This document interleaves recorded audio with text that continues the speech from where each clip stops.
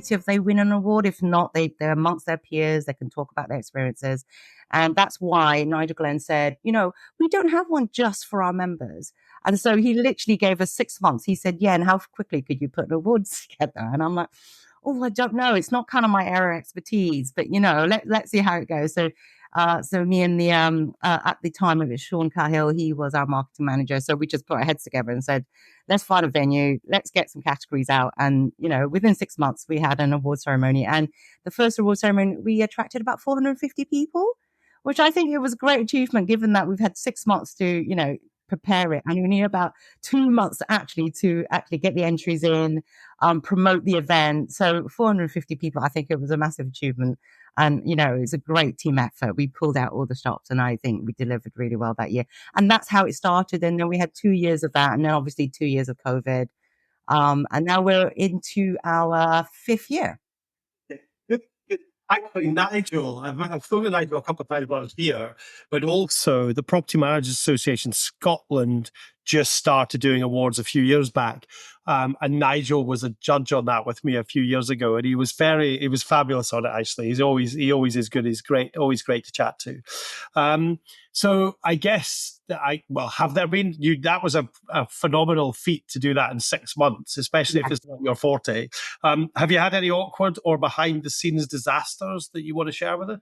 Well, the very first year we've had, so we had the venue we use is a lovely old sort of dockyard type venue, the Tackle Docks. And we because of the cobbles, there's us ladies with our heels, or gentlemen with their heels. So we had a couple of falls.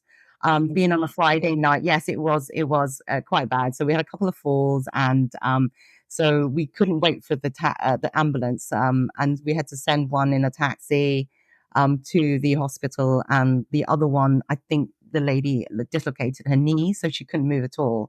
So we did wait for the ambulance, and it was it took about 3.5 hours to get to us, but everything was okay. We checked with the ladies afterwards. They had a great time, albeit they had a little accident. So little things like that. And I think we ran out of vodka from the vodka luge. We ran out of slushies. I think slushies went really, really well. And the worst thing is, I don't know how I do this, but I always choose a date, and it always seems to be the hottest day of the year. I think Nigel always has a joke about it. I think the first year it was 37 degrees. Even out in the heat, out in the dockyard, it was just too hot.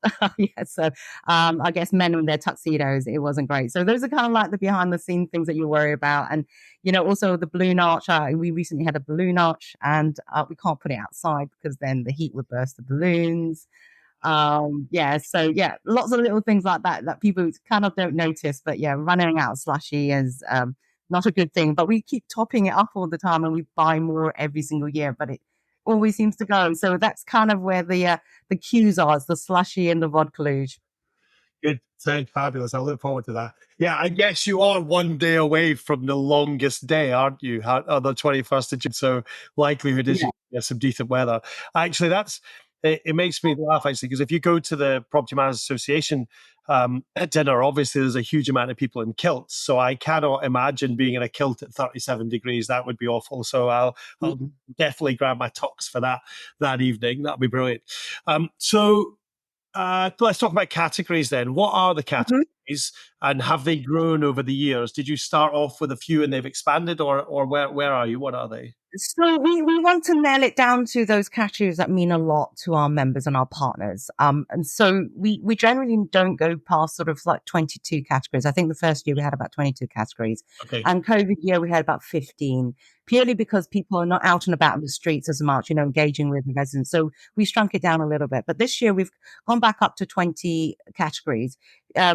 Purely because the Managing Agent Award, we normally have 4 categories that covers different size companies, but we realized that we're having more and more members, and also that the breakdown of how many units they actually manage is very different now. And so basically we split those into sort of a few of them we split into two. So we actually have 4 new managing agent categories. So different units. So say the first one is under 500 units. So before that was clumped into sort of like under the 1000s. But if you're a new member, you kind of like competing slightly with more of the medium-sized companies when it goes above the 1,000. So we just thought maybe we need to celebrate those small companies that's just started off, and daring to go into the industry, as we know it's quite a minefield out there. And then you've got the Residential Engagement Initiative of the Year. That's a new one for this year. Again, we're always finding ways to engage with those people that really matter, those people that live in those homes that they, that's their, and a lot of people working from home now, and it's hybrid working, and they spend a lot more time in their home. So those resident engagement, very, very important, and how we get the message out to them, how we get the law out to them, because when you buy a leasehold flat, it's not easy to understand all the jargons out there, or, they don't write them in layman's terms, the leases and things like that. So it's very important, that communication.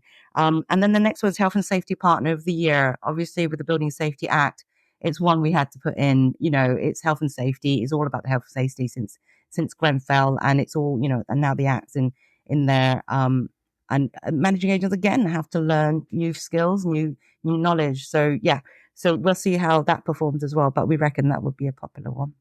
Yeah. No, I saw the split and I saw the categories. Yeah. Yeah. Okay, cool. So how do you pick the winners then? Who gets So involved? the How winners are are they picked? totally independent. Yes, as all the judges are listed on our website. But it's just we pick sort of professionals within our industry who's been in the industry, who's seen a lot, who's done a lot, and across the board. So we've got media partners that will be judging as well, and also you've got different industries from. I think we've got one from.